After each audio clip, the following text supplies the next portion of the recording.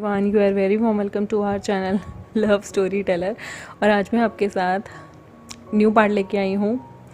चलिए उसे शुरू करते हैं। उससे पहले गाइस, मैंने इसके ऑलरेडी 2 पार्ट 7 और 8 शेयर कर दिए हैं, पहले उन्हें सुनिएगा वरना ये पार्ट समझ में नहीं आएगा। और एक और चीज़ गाइस, आजकल बहुत लोग ना के पॉप चाइनीज़ ड्रामा सीरियल के एक्टर्स बन के या फिर चाइनीज़ एक्टर्स बन के आपको टेक्स्ट करेंगे। मुझे 2 अलग अलग आईडियों से गोंगचुन बन के लोगों ने टेक्स्ट किया है। एक आईडी से मुझे ली मिन हो की मैनेजर बन के टेक्स्ट किया है। एक आईडी से कोई अमेरिका का मतलब कोई गे वो था, पायलट था, तो उसकी फेक आईडी बनाकर किसी ने मुझे टेक्स्ट किया था। एक कोई जर्मनी में रहता था, साउथ कोरियन, उसकी आईडी बनाकर मुझे किसी ने टेक्स्ट किया था। और गाइज़, इनके चाहे फॉलोअर हों चाहे 10,000 फॉलोअर हों, 250 रुपये में 10,000 फॉलोअर ख़रीद लिए जाते हैं। तो गाइज़, अगर उसके ज़्यादा फॉलोअर भी हैं तो यकीन मत कीजिएगा कि ये ऑथेंटिक बंदा है, ये बिल्कुल सही बंदा है, झूठ बोल रहा है। ये यहीं के छपरी गली मोहल्ले के यही छपरी लड़के हैं जो आपको फेक आईडी बनाकर फेक फंसाने की कोशिश करते हैं। ना तो इनसे अपने फ़ोन नंबर एक्सचेंज कीजिएगा, क्योंकि वो सारी चीज़ें बैंक से और आपके आधार से लिंक्ड होती हैं। दूसरी चीज़, इन छपरियों को ना अपनी शक्ल भी मत दिखाइएगा, क्योंकि ये क्या करते हैं, आपकी फ़ोटो या स्क्रीनशॉट लेके फटाफट से उसे पॉर्न साइट पर डाल देते हैं और बहुत सारे लोगों के फ़ोटोज़ के साथ स्वैप कर देते हैं। और फिर आपको ये ब्लैकमेल करते हैं कि मुँह मांगे पैसे दो, और बंदा क्या होता है, शर्मो शर्म में ये चीज़ कर लेता है कि चल यार, नहीं तो सुसाइड कर लेता है। ऐसे मैंने बहुत सारे केसेस वीडियोज़ मेरे पेरेंट्स की व्हाट्सएप पे आते रहती हैं कि जिनके साथ ये ऐसा करते हैं। तो बी अवेयर, अगर आपको कोई शाउजान ईबो बन के टेक्स्ट कर रहा है तो खुश मत होइएगा, ये यहीं का आस पड़ोस का कोई लौंडा छपरी सा होगा, वही टेक्स्ट कर रहा होगा। बाकी उन लोगों को बेचारों को कोई उनकी सोसाइटी में बहुत सारी लड़कियां हैं जिनके साथ उन्हें डेटिंग भी करने को मिलेगी, बहुत कुछ करने को मिलेगा। तो आप उनकी बातों में बिल्कुल मत आइएगा, रिस्पॉन्ड तो बिल्कुल मत कीजिएगा। अगर आपको ऐसे टेक्स्ट आ रहे हैं तो ब्लॉक मार दो ऐसों को। चलिए आज के एपिसोड को हम शुरू करते हैं, क्योंकि बस मैं अवेयर करना चाहती थी, क्योंकि मेरे को बहुत सारे लोगों ने बताया कि दी हमें ऐसे ऐसे टेक्स्ट आते हैं, तो मैंने उन्हें बताया ये फेक है। ऐसे लोगों को तो बिल्कुल रिप्लाई मत करो, ये छपरी यही होते हैं, ये बिल्कुल चेन स्नैचर और इस तरह के कोई गली मोहल्ले के बिल्कुल टुच्चे लड़के जिन्हें कोई काम नहीं है, चोरों चक्कर का काम करने वाले। तो बी अवेयर, ये स्कैम हो सकता है। चलिए आज के पार्ट को हम शुरू करते हैं गाइस। जैसे कि आपने देखा था कि वांगची जो है वो 5th लेटर को खोलने वाला था, वो बहुत दिल थाम के बैठा हुआ था कि उसे बस ये चाहिए था कि विभूषण ना उसे एक हिंट दे कि आखिर वो चला कहाँ गया है। पर विभूषण ने अपने किसी भी लेटर में ये नहीं बताया था कि आखिर वो कहाँ गया है, क्या बात हो गई है, किस लिए गया है। तो जब वांगची इस लेटर को पढ़ता है ना, वो एकदम से थोड़ा शॉक्ड होता है। यहाँ पर पहली लाइन लिखी हुई थी, वांगची, आई होप, आशा करता हूँ तुम बाकी दिन अच्छे से गुजार रहे होगे। अब तुम्हारा ऑपरेशन हुए हुए काफ़ी टाइम भी बीत गया होगा और मुझे लगता है तुम गुसू भी पहुँच गए होगे, क्योंकि मैंने वेंचिंग से कहा था जब तक तुम वापस ना जाओ उससे पहले तुम्हें ये लेटर सुना दे, ताकि तुम मुझे ढूंढ ना पाओ। मैं चाहता था तुम परफेक्टली एकदम अपने दिल का इलाज अच्छे से कर लो, और उसके बाद जब तक तुम्हें ये लेटर मिले ना, तो एटलीस्ट तुम्हें दुख ना हो। वांगची ये बातें सुनकर उसका दिल दहल जा रहा था, उसका दिल और भी ज़्यादा डर रहा था। आखिर विंग क्या चीज़ है जो उससे छुपा रहा है। यहाँ पर विंग ने लिखा हुआ था, वांगची, मैं तुम्हें एक चीज़ बताना चाहता हूँ। जब तुम हमारे यहाँ इलाज के लिए आए थे ना, तब अंकल आंटी और बाकी सबको एक चीज़ नहीं पता थी कि मैं बचपन से मैं जब छोटा था तो मैं भी बहुत नाजुक हुआ करता था, और धीरे धीरे मेरी भी तबीयत बिगड़ने लगी थी। यहाँ पर सारे लोग जानते थे कि मेरी गोल्डन कोर धीरे धीरे बहुत स्ट्रॉन्ग है, लेकिन मेरे बॉडी जो है वो बहुत ज़्यादा वीक हो चुकी है। मेरा माइंड बहुत शार्प था, लेकिन मैं एक चीज़ जानता था कि मैं ज़्यादा दिन नहीं बचूँगा, क्योंकि हमारे यहाँ पे हेरिडिटी थी और बहुत पहले ही मुझे एक कर्स लग गया था। अंकल और आंट ये बात जानते थे और वो लोग चाहते थे कि मैं तुम्हारा इलाज करूं। और जब याद है तुम्हें, मैंने तुम्हें रेड थ्रेड दिया था। मैं तुम्हें एक चीज़ बताना चाहता हूँ, मुझे तुम बहुत अच्छे लगते थे और मैं ये बात जानता था कि तुम जो है वो एक दिन ठीक हो जाओगे। अगर मैं अपना न्यूक्लियस तुम्हें दे दूँ, अगर मैं तुम्हें अपने दिल की सारी शक्ति ट्रांसफ़र कर दूँ, तो तुम बच जाओगे। और वही मैंने तुम्हें किया। तुम्हें एक चीज़ मैं सच सच बताना चाहता हूँ, यहाँ पर जब तुम इन सारे लेटर्स को निकाल लोगे तो नीचे मेरी सुबयान रखी है। यकीन ना आए तो उसे अपने हाथों से खोल के देख लेना। मैंने अपनी सारी गोल्डन कोर और अपने दिल के न्यूक्लियस की सारी शक्ति तुम्हें ट्रांसफ़र कर दी थी ताकि तुम बच सको। तुम्हारे बचने के बहुत सारे चांसेस थे और मैं जानता था कि मैं नहीं बचूंगा। हम लोगों ने पहले ही डिसाइड किया था कि तुम्हारे सामने कभी भी कोई ये बात नहीं आने देगा। जवजुन को भी ये बात नहीं पता थी और जंगचा और बाकी सब जानते थे कि मैं नहीं बचूंगा। लेकिन धीरे धीरे वक्त के साथ जंगचा ये चीज़ भूल गया था कि मुझे कर्ज है। पर वेंचिंग ये बातें जानती थी तुम्हें कभी दुख ना हो, इसलिए मैंने तुम्हें हमेशा कहा कि ये लेटर तुम तब खोलना जब तुम ठीक हो जाओगे। मैंने तुम्हें कसम भी इसलिए दी क्योंकि मैं नहीं चाहता था वो पढ़कर तुम दुखी हो जाओ और अपना इलाज कराने से मना कर दो। मैं जानता था अगर मैंने तुम्हें सच बताया तो तुम कभी भी अपना इलाज नहीं कराओगे और मेरी तरह तुम्हें भी मरना होगा। इसलिए अपनी मौत से पहले मैं तुम्हें एक ज़िंदगी दे के जाना चाहता था क्योंकि मैं तुमसे बहुत प्यार करता था लंजा। मैं तुम्हें ये कभी बोल नहीं पाया क्योंकि तुम सैड रहते थे, तुम्हें लाइफ में और भी ज़्यादा टेंशन थी और मुझे पता था मैं ज़िंदा नहीं बचूंगा। इसलिए मैं तुम्हारे चेहरे पे हमेशा खुशी लाके हमेशा तुम्हें खुशी देना चाहता था। तुम खुश बहुत अच्छे लगते थे। जब भी मुझे लगता था कि तुम्हारे दिल को कुछ हो जाएगा, हमेशा मैं कोशिश करता था कि मेरी मौत से पहले मैं तुम्हें ठीक कर दूं। जब मेरे अंदर वीकनेस के सिम्टम्स दिखने लगे तो मैंने तुम्हारा ऑपरेशन जल्दी करवा दिया और तुम्हारे ऑपरेशन के बाद मैं जानता था कि मैं कुछ दिनों के अंदर ही ख़त्म हो जाऊंगा। मैंने वेनिंग और वेंचिंग से कहा कि वो मुझे ना ढूंढे, मैं उस जगह ही जा रहा हूँ जहाँ पर मेरे माता पिता का देहांत हुआ था, हीलिंग में। और मैं हीलिंग के लिए निकल जाऊंगा लंजा। जब तक तुम इसे पढ़ोगे शायद मेरी मौत भी हो गई हो, क्योंकि मैं चाहता हूँ कि मेरी माँ के परिवार वाले लोग जहाँ रहते थे, मेरे वही विलेजर्स के पास में अपने आखिरी समय में जाऊँ, अपना वक्त बिताऊँ और मैं वहीं दम तोड़ दूँ। अगर तुम कभी हीलिंग आओ तो वहाँ पर ज़रूर देखना, तुम्हें वहाँ पर मेरी ग्रेव ज़रूर मिलेगी। मेरी कब्र पे तुम अच्छी सी वाइन चढ़ा सकते हो और हाँ, मेरे लिए पियोनी फ्लावर ज़रूर लाना, क्योंकि ना मुझे तुम पियोनी फ्लावर में बहुत अच्छे लगते थे और वही पियोनी फ्लावर अगर तुम मुझे दोगे तो मुझे बहुत सुकून मिलेगा। और मेरी ग्रेव, मैं चाहता हूँ कि मेरे मदर फादर की जहाँ ग्रेव बनी थी हीलिंग के अंदर, वहीं पे मेरी ग्रेव भी बनी हो लंजा। आई होप तुम बुरा नहीं मानोगे और सुबयान को हमेशा अपने सीने से लगा के रखना। मैं जानता था मैं एक वीक ओमेगा तो नहीं हूँ, लेकिन मैं ये जानता था कि मैं बचूंगा नहीं। इसलिए बहुत पहले से ही मैंने, जब तुम इस जगह आए थे, जब मुझे गूसू से लेटर आया था कि एक बच्चे की जान बचानी है, एक अल्फ़ा की जान बचानी है जिसका दिल बहुत कमज़ोर है, तब मैंने ही अंकल से ज़िद की थी कि मरने से पहले मैं किसी को अपना न्यूक्लियस और अपनी सारी गोल्डन कोर देना चाहता हूँ। अंकल इस चीज़ के लिए कभी राज़ी नहीं थे, लेकिन अंकल ने कभी किसी के सामने कुछ प्रिटेंड नहीं किया। मेरी मौत साइलेंटली हो गई और मैं जानता हूँ कि जंगचा और शिजे को फ़िलहाल कुछ भी याद नहीं होगा और कुछ टाइम जब तक वो लोग खुश हैं, जब तक उनकी शादी नहीं होती, वो इसी तरह से रहेंगे, इसी तरह से उन्हें कुछ पता नहीं चलेगा। मैंने अंकल को भी लेटर लिख दिया था। अंकल मेरी ग्रेव पे जंगचा की शादी के बाद ही आएंगे। मैंने उनसे प्रॉमिस लिया था कि जब तक जवजुन और जंगचा की शादी नहीं होती तब तक ये न्यूज़ कभी भी जंगचा को पता नहीं चलनी चाहिए, वरना उसे बहुत दुख लगेगा, क्योंकि वो अभी कुछ भी नहीं जानता है।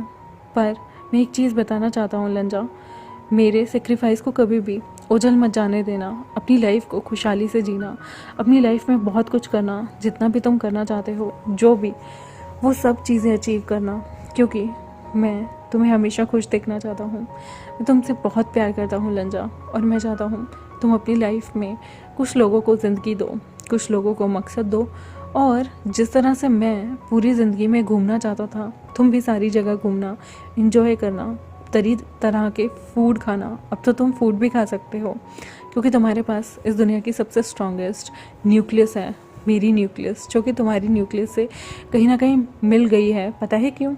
याद है मैंने तुम्हें वो लाल धागा दिया था? मेरा फेट मैंने बहुत पहले ही पढ़ लिया था, जिसमें ये लिखा था कि मेरे पास जीने के लिए और ज़्यादा टाइम नहीं है, और इसलिए वो लाल धागा मैंने तुम्हें दिया और खुद से जोड़ लिया। उस लाल धागे की वजह से धीरे धीरे तुम और मैं बहुत करीब हो गए थे, हमारी सोल एक हो रही थी और इसकी वजह से मेरी न्यूक्लियस तुम्हारे अंदर जा सकती थी, मेरी कोर तुम्हें ट्रांसफ़र हो सकती थी। तुम्हारी कोर काफ़ी वीक हो गई थी, इसलिए तुम्हारी कोर को निकालना पड़ा। जब तुम्हारी कोर को निकाल कर वापस से मुझ में डाला गया तो आई नो मैं बहुत वीक हो गया था। मेरा जो फेट आया था वो आया था कि एक नई ज़िंदगी का उदय होगा और मैं समझ गया था कि वो नई ज़िंदगी मैं तुम्हें दूंगा। और देख लो लंजा, आज तुम बिल्कुल ठीक हो और मैं बहुत खुश हूँ। मैं जहाँ भी होऊंगा तुम्हें हमेशा वहाँ से देख रहा हूँगा। और मैं तुमसे एक रिक्वेस्ट करना चाहता हूँ, प्लीज़ तुम जब भी मुझसे मिलो ना तो तुम्हारे चेहरे पे स्माइल होनी चाहिए लंजा। मुझे प्रॉमिस करो तुम कभी सैड नहीं होगे, वरना देखो ना, वरना मैंने भगवान से प्रॉमिस मांगा है कि अगले जन्म में मैं तुम्हारे साथ रहना चाहता हूँ। अगर तुम सैड रहोगे तो मुझे ऐसा सैड लंजा अपने लिए कभी नहीं चाहिए। लंजा प्रॉमिस करो ना। ये चीज़ें देख के लंजा की आंखों से आंसू बहने लगते हैं। लंजा को यकीन नहीं आ रहा था, उसका विंग अब इस दुनिया में नहीं रहा। उसे सच में विंग से ज़्यादा किसी से कोई प्यार नहीं, किसी से कोई लगाव नहीं, किसी के साथ कोई रहना देना नहीं। उसे किसी से कोई मतलब नहीं था। अगर विंग उसके साथ नहीं है तो उसे इस दुनिया से भी कोई लेना देना नहीं था। ऑब्वियसली विंग उसके लिए सब कुछ था, सर्वप्रिय था, सबसे प्यारा था और विंग से ऊपर उसके लिए कोई भी चीज़ नहीं थी। लंजा की आंखें अब रो रही थी। लंजा अपने टेबल पे पड़ी चीज़ों को सबको गिरा देता है, उस लेटर को अपने दिल से लगाकर रोने लगता है और कहता है, विंग तुमने ऐसा क्यों किया? मुझे बचाने के लिए अपनी जान क्यों दे दी विंग? क्या मैं तुम्हारा कातिल हूँ? विंग वापस आ जाओ विंग, विंग प्लीज़ मेरे से अपनी न्यूक्लियस ले लो विंग, वापस आ जाओ, मैं तुम्हारे बिना नहीं जी सकता। तुम ये क्यों नहीं समझ पाए? मैं तुमसे बहुत प्यार करता था विंग, मुझे लगता था मैं नहीं बचूंगा, इसलिए मैं तुम्हें कभी कह भी नहीं पाया। विंग एक बार वापस आओ, मुझे तुम्हें बताना है मैं तुमसे कितना प्यार करता हूँ, मुझे तुम्हें अपने दिल की बातें बतानी है। विंग वापस आओ। लंजा यहाँ घुटनों के बल बैठता है और रोने लगता है। लंजा की आंखों से आंसू रुक नहीं रहे थे। वो उस खत को बार बार अपने सीने से लगाता है और कहता है, विंग प्लीज़ वापस आओ, मुझे हीलिंग आना है। लेकिन यहाँ पर उसे बहुत दुख लग रहा था, वो अपने आप को नहीं संभाल पा रहा था। तभी एक लैंड डिसाइपल कुछ आवाज़ें सुनता है और वो जाकर ये सारी चीज़ें लेंचरन और जिवजुन को बताता है। लेंचरन और जिवजुन वहाँ आते हैं, वो देखते हैं कि किस तरह से कमरे में चीज़ें बिखरी हैं और लंजा रो रहा है। जिवजुन का तो दिल भारी हो जाता है। जिवजुन यहाँ पर लंजा के पास आते हैं। लंजा बहुत तेज़ से रो रहा था और अपने भाई को तेज़ी से वो पकड़ लेता है और कहता है, ब्रदर बीइंग इस दुनिया में नहीं रहा। जिवजुन शॉक्ड हो जाते हैं और यहाँ पर वो जिवजुन को अपने सीने से लगाया हुआ खत देता है, जिसे जिवजुन पढ़ते हैं। जब उस खत की एक एक लाइन को जिवजुन पढ़ रहे थे, उनकी आंखों से आंसू बह रहे थे और वो फिर एक लाइन पढ़ते और लंजा की ओर देखते, फिर दूसरी लाइन पढ़ते, फिर से अपने भाई की ओर देखते और फिर वो गहरी सांस लेकर अपने आंसुओं को पोंछते हुए कहते हैं, लंजा जो होना था हो गया। देखो विंग चाहता है कि तुम उसके भाई की शादी तक शांति बनाए रखो। लंजा अगर ऐसे तुम टूट जाओगे तो मैं कभी शादी नहीं करूँगा। मैं भी तुम्हारी तरह कुंवारा रहूँगा। अगर मेरा छोटा भाई इसी तरह से टूटा रहेगा तो कभी भी मैं भी अपनी ज़िंदगी में कोई खुशी नहीं लाऊंगा। लंजा यहाँ पर बहुत रोता है, बहुत ज़्यादा। यहाँ पर लंजा की हालत दिन पर दिन और भी ज़्यादा ख़राब हो रही थी। वो सैड रहता था, डिप्रेशन में, और जिवजुन से ये चीज़ें देखी नहीं जा रही थी। लेकिन विंग ने एक प्रॉमिस मांगा था कि वो युनमग में किसी को भी कुछ नहीं बताए, तो यहाँ पर वो प्रॉमिस पे वो बरकरार थे। जंगचा को भी लिखना चाहते थे जिवजुन, पर नहीं लिख पाते। यहाँ पर उन्हें बहुत अफसोस हो रहा था कि वो अपने भाई के प्यार को ज़िंदा नहीं कर सकते, क्योंकि एक लाइफ में ऐसी चीज़ है मौत, जो किसी को मिल जाए तो दूसरा बंदा उसे ज़िंदा नहीं कर सकता। कुछ भी कर कर सिर्फ वो चीज़ भगवान के हाथ में है और किसी के हाथ में नहीं है। इसलिए यहाँ पर जिवजुन बिल्कुल शांत रहते हैं। वो लंजा को काफ़ी दिन तक संभालते हैं। 1 महीना, पूरा 1 महीना लंजा वहाँ पर अफसोस मनाता है। बिल्कुल सफ़ेद कपड़े पहनता है और विंग के जाने का पूरा अफसोस, पूरा वो मन में सोचता है कि वो 3 साल तक सेक्लूजन में रहेगा और इसी तरह से अपनी ज़िंदगी को बसर करेगा। वो 3 साल पूरे अफसोस मनाना चाहता था विंग के जाने का। यहाँ पर जिवजुन कहते हैं, पर तुम ऐसा क्यों करना चाहते हो? लेकिन लंजा कहता है, ब्रदर उससे पहले मैं चाहता हूँ कि आप शादी कर लें। मैं नहीं चाहता मेरी वजह से आप दुखी हों। और यहाँ पर जिवजुन शादी के लिए बहुत मना करते हैं, पर अंकल के समझाने पे वो मान जाते हैं। यहाँ पर जंगचा और जिवजुन की शादी की तैयारियाँ शुरू हो जाती हैं, पर वांगची जिंगशी में चुपचाप रहा करता था। और जब उसे बाहर चीज़ों का शोर सुनाई देता या शादी की तैयारी दिखाई देती तो वो दूर दरार जाकर माउंटेन पे बैठ जाता था। वो विंग के लिए गाना लिखा करता था, उसकी सोल को बुलाया करता था, पर विंग की सोल भी उससे कभी मिलने नहीं आई। लंजा को लगा शायद उसने बहुत देर कर दी विंग को पुकारने में, कि विंग की सोल हो सकता है कहीं और जन्म ले चुकी हो। लंजा को बहुत दुख लगता था और उसने यही सोच लिया था कि कुछ भी हो जाए वो लाइफ में अब जैसा विंग चाहता था वो वैसे ही ज़िंदगी को जिएगा। वो अपनी ज़िंदगी में किसी और के लिए अब कोई जगह नहीं चाहता था। अब वो जेवजुन की शादी को अटेंड करता है, वहाँ पर भी वो सबकी तरह गुलाबी लाल इन कपड़ों में नहीं बल्कि प्योर वाइट कपड़ों में आया हुआ था। किसी ने लंजा को फोर्स भी नहीं किया कि वो बहुत सुंदर कपड़े पहने। यहाँ पर सारे सेक्ट के लीडर्स ही मौजूद थे या उनके नीचे काम करने वाले कुछ दास दासी ही।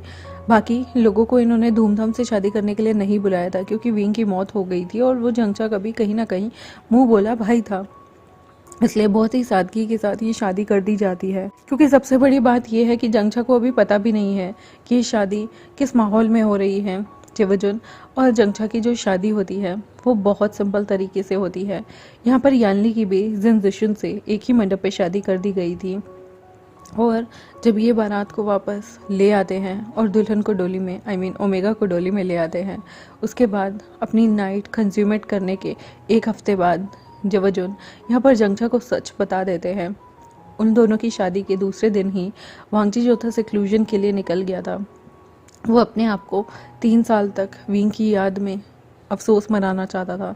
वो कोई भी ओकेजन में कहीं भी सम्मिलित नहीं होना चाहता था, लेकिन हाँ वो एक चीज़ ज़रूर करता था, वो सही टाउन जाकर गरीब बच्चों की मदद ज़रूर करा करता था। उनके लिए खाने पीने और कपड़े का बहुत ज़्यादा वो ख्याल रखा करता था। उसने एक चीज़ सीखी थी कि विंग हमेशा चाहता था कि जो भी निर्बल है या जो भी गरीब है या जो भी हमसे कमतर है उसकी मदद ज़रूर करें और हमेशा लाइफ में खुशहाली भेजें। जितनी भी वहाँ मिठाई की दुकान होती थी उन सब से आधा आधा सामान खरीद कर वो गरीब बच्चों में, गरीब औरतों में, गरीब माओं में बंटवा दिया करता था ताकि गरीबों के चेहरे पे स्माइल आए, उनके बच्चे भूखे ना रहें। और जब भी वांगजी ये सब करता था उसे ऐसा लगता था कि विंग उसके साथ खड़ा उसे कह रहा है लंजा यू आर द ग्रेट। लंजा को यकीन नहीं आता कि कैसे 3 साल बीत जाते हैं और लंजा यहाँ पर सेक्लूजन में रहा, अपने सेक्ट का थोड़ा बहुत कार्यभार संभालता रहा और इस तरह से इन गरीब लोगों की भी मदद करता रहा। इन 3 साल उसने कभी भी किसी भी सम्मेलन में हिस्सा नहीं लिया, किसी खुशी में नहीं गया। 3 साल विधवाओं की तरह सफ़ेद कपड़े पहनकर घूमता रहा। यहाँ पर लंजा को पता चलता है कि येलिंग में बहुत ज़्यादा कुछ आत्माएं कुछ लोगों को तंग कर रही हैं। लंजा को यहाँ पर येलिंग जाने का मौका मिलता है। वो मन में सोचता है कि वहाँ पर विंग की ग्रेव ज़रूर होगी, वो उस पर जाकर चावल और शराब ज़रूर चढ़ाएगा। यहाँ पर वो वहाँ जाने के लिए निकल जाता है। यहाँ पर जियांग फेमिया भी उधर येलिंग आने के लिए निकले होते हैं। लंजा जब धीरे धीरे पैदल चल चल के हीलिंग की तरफ जा रहा था, बीच में वो घोड़ों का भी इस्तेमाल करता है और वो लोग हीलिंग के लिए पहुंच जाते हैं। वहाँ पर जिस इनको वो बुक करता है वहाँ पे उसकी मुलाकात जियांग फेमिया से होती है। जंगचा उनसे कुछ नहीं बोलता, सीधा सिर हिलाकर उन्हें नमन करता है। यहाँ पर वो लोग बहुत खुश होते हैं लंजा को देखकर, लेकिन जियांग फेमिया से वो सिर्फ सिर हिला के बात करता है और कुछ भी हाँ का जवाब नहीं देता। उसे लगता था कि सबको सब पता होते हुए भी किसी ने उसे सच क्यों नहीं बताया कि विंग जाने वाला है। यहाँ पर जियांग फेमिया उसे देख के बहुत खुश होते हैं और कहते हैं तुम यहाँ कैसे।